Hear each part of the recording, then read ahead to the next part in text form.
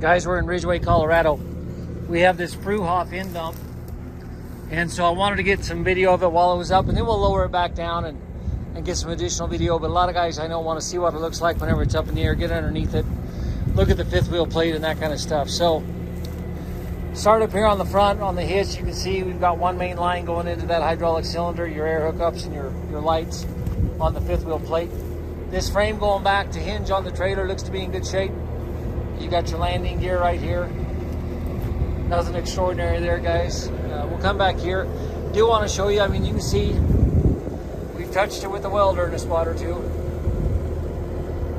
Maybe a spot right there as well.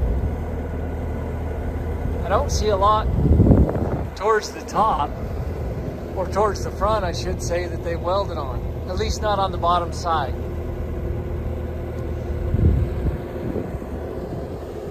So we got 22.5-inch tires all the way around on the back, guys. I would say the tread is across the board 60-70%. There's a lot of life left in them. Steel rims.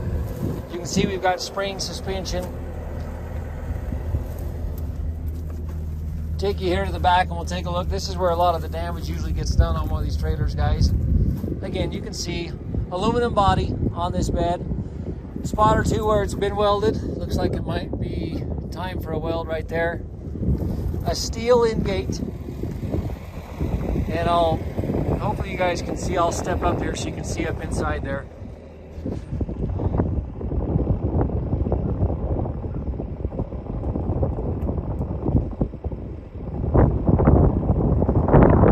You can see it does have the rollover tarp as well.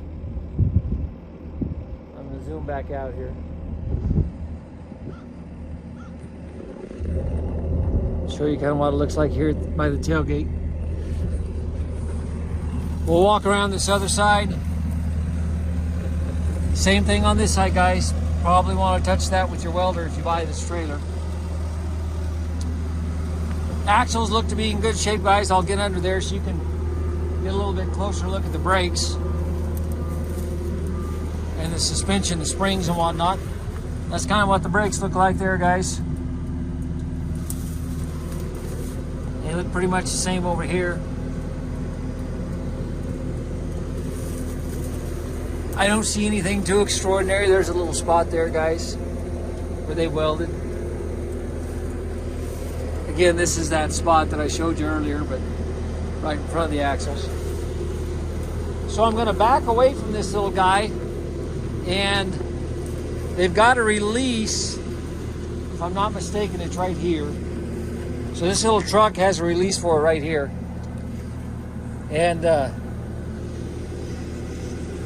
you'll see that trailer comes right down. Now on this particular truck, the gentleman told me it's a little slow if you just operate it from the cab, which is why he put this lever here. But I'll get this down and settle because I need to find the VIN plate on the front anyway.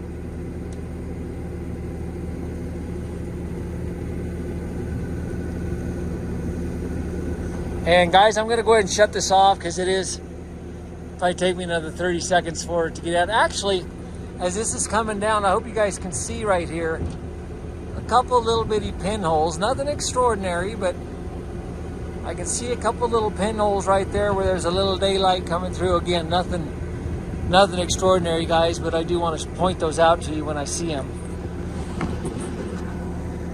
Sorry about that. My hand gets tired of holding the camera for this long.